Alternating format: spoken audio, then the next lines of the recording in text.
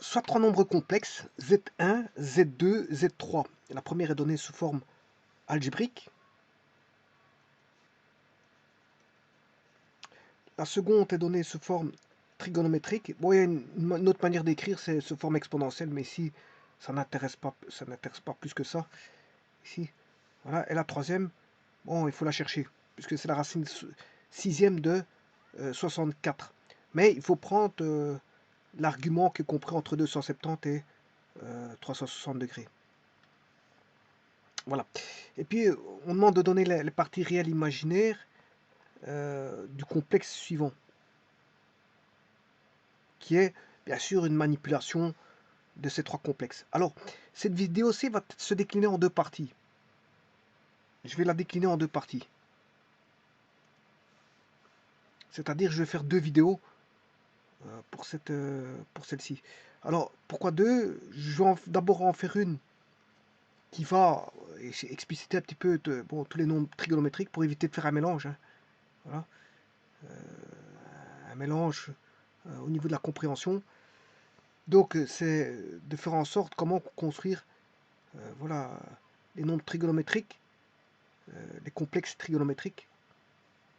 Pourquoi? Parce que ici, la formule qui va être utilisée ici, bon, par voie de facilité, doit utiliser les formes trigonométriques. Donc, il faut que je les construise toutes une par une.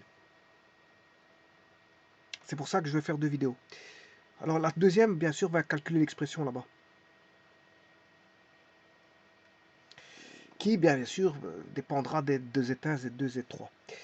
Alors, commençons. Donc, Z1 égale racine 3 plus J. Bon, c'est quelque chose d'assez simple. Pour transformer sous forme trigonométrique, là, elle est écrite sous forme algébrique et on la met sous forme trigonométrique. Comment? Ben, on va chercher le module. Le module, je vous rappelle que c'est racine de 3 au carré plus 1 au carré. Racine carrée, c'est du Pythagore, hein, c'est juste ça. Donc là, on a 1. C'est racine 3 au carré plus 1 au carré. Ça fait 4. Racine carrée de 4, ça fait 2. On se retrouve avec un module de 2. Alors, une fois qu'on a le module, ben, là, vous mettez racine 3. Alors, si vous multipliez, vous devez retrouver racine 3. Ce qui veut dire que vous devez diviser ici par racine de 2. Idem pour le J. Si vous avez mis 2 ici, pour retrouver 1, ben, il faut diviser par 2. Et là, vous cherchez l'arc cosinus de racine 3 sur 2 et l'arc sinus de racine de 1,5, ce qui fait 30 degrés.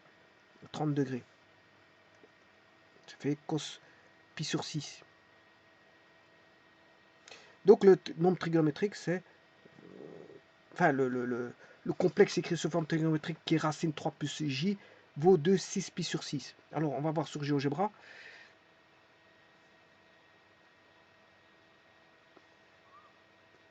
Voilà, je mets Z1 qui est, bien sûr, je vais faire un zoom voilà, un peu plus grand. Voilà, là, vous avez 1 plus 1,73 plus i.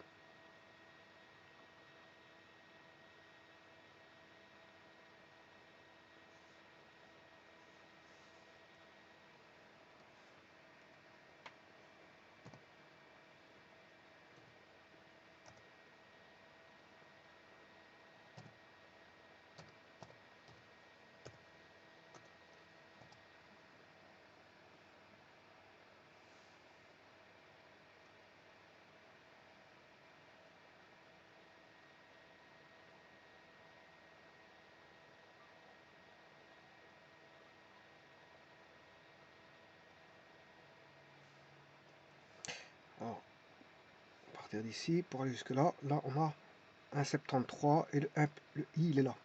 Et donc on a le vecteur qui est là. 1 plus 1,73 et i. Voilà, c'est ce qu'on a là.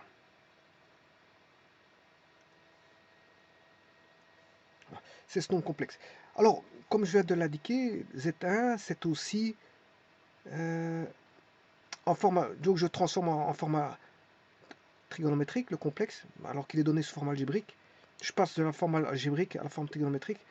Mais c'est 2, 6 pi sur 6.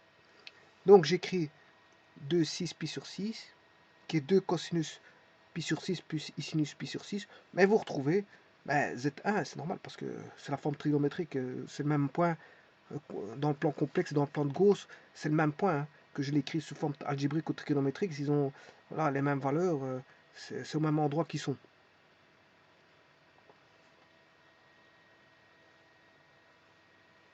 Voilà. Bon.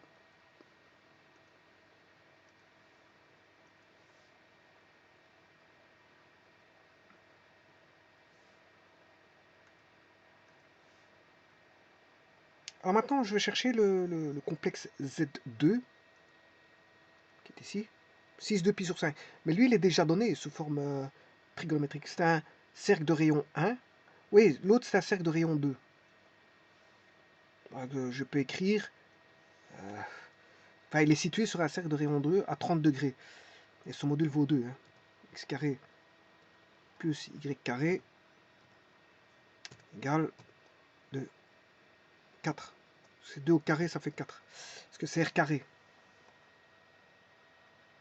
Alors, le second complexe, comme je vous ai dit, c'est Z2, c'est 6 2 pi sur 5. Alors 2 pi sur 5, c'est 180 divisé par 5. On fait diviser par 10, ça fait 18 fois 2, ça fait 36. Et comme c'est 2 pi sur 5, 2 fois 36, ça fait 72 degrés. On a 72 degrés. Et le module, il fait 1 parce qu'il n'y a rien à côté du 6.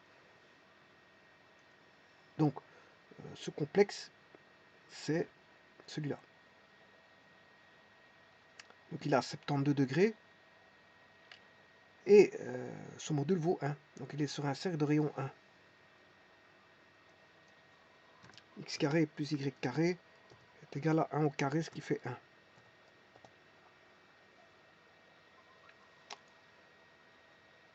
Alors, on a le vecteur, je peux construire le vecteur au Z1.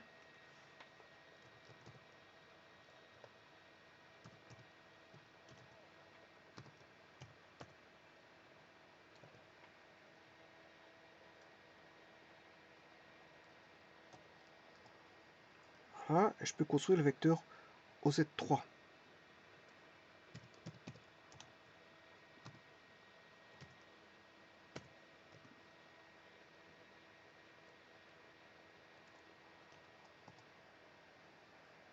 Alors, le troisième complexe maintenant. On va s'intéresser au troisième complexe, qui est la racine 64e de la racine 6e de 64.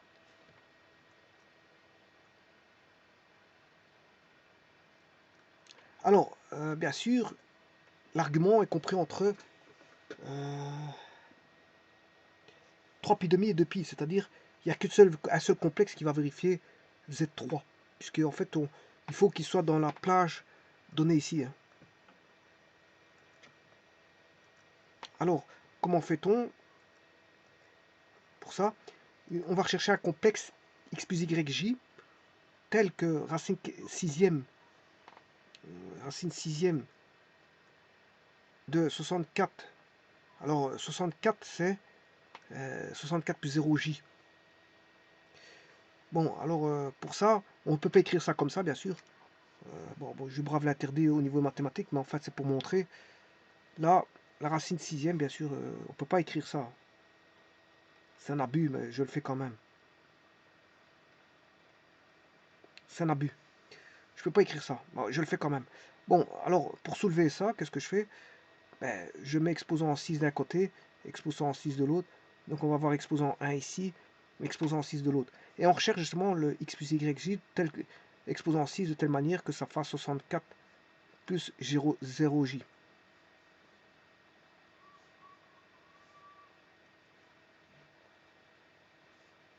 Voilà, et ça, on va retrouver grâce à ça les racines sixièmes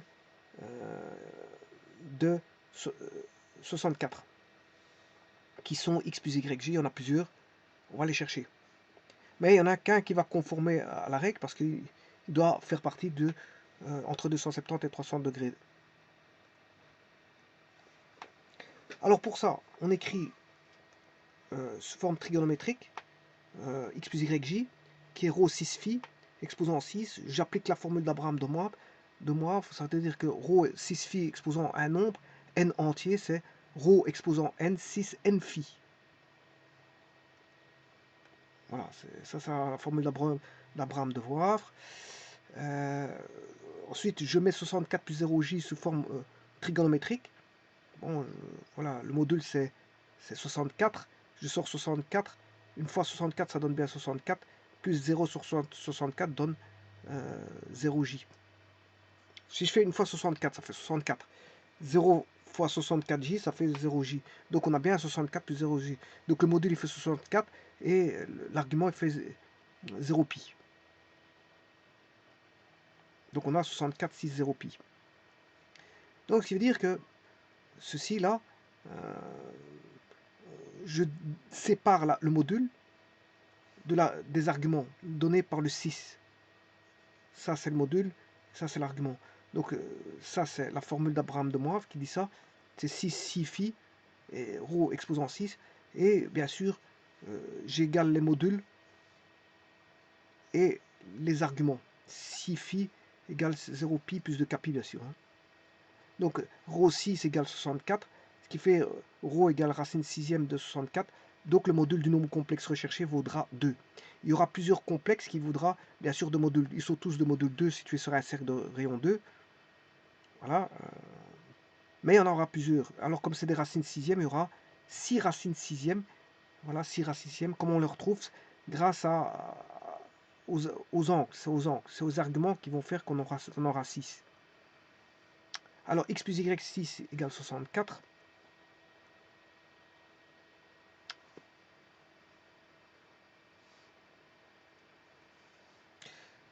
Alors on aura, je vais vous dire que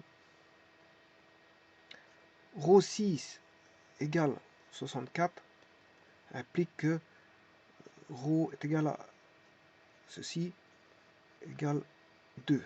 Maintenant, 6 phi égale 6 de 64 plus 0j, c'est-à-dire on avait trouvé 0 pi.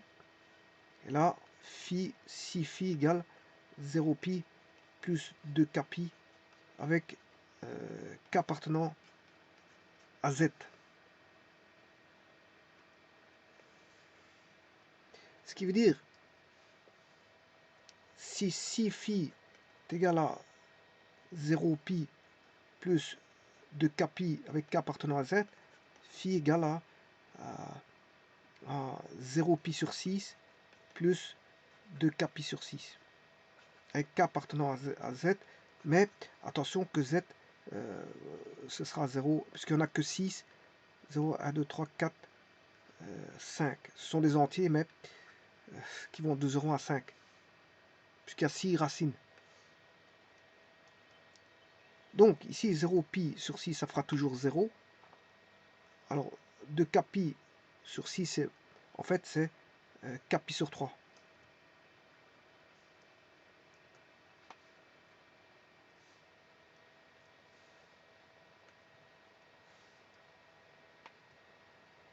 Donc le module il vaut 2 et l'argument il vaut k pi sur 3 avec k bien sûr appartenant à l'intervalle 0, 1, 2, enfin pas à l'intervalle, je m'excuse, aux valeurs 1, 2, 3, 4 jusqu'à 5. Alors bien sûr il faut prendre celui qui est demandé ici, hein. C'est-à-dire entre 270 et 300. Bon, on va chercher ça tout de suite. Si k vaut 1, on a le premier complexe qui est Z0, Z1, Z2, Z3, Z4, Z5. Alors le module, il vaut tous 2.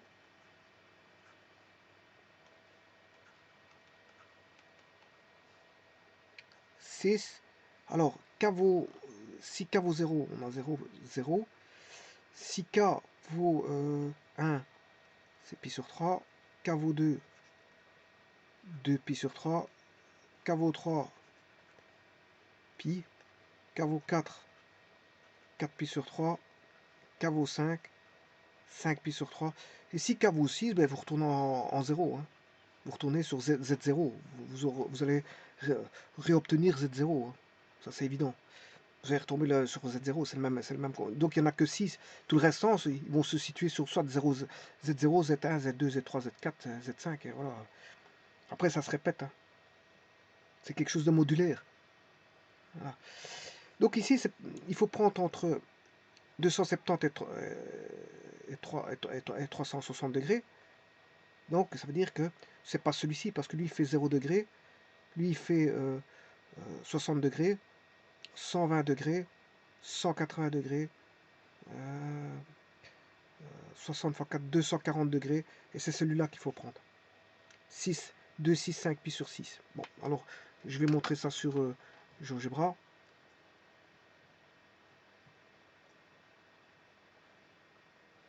Voilà, ça c'est... le module, il vaut 2, je vous l'ai dit. Je l'ai mis sur A. Voilà. La première racine, c'est celle-là. La seconde, c'est celle-là. La troisième, c'est celle-là. La quatrième, c'est celle-là. La cinquième, c'est celle-là. Et la sixième, c'est celle qui est entre 270 et 300. C'est-à-dire, c'est entre 270 et 360. C'est... Voilà. Donc, ce qui m'intéresse, c'est Z9.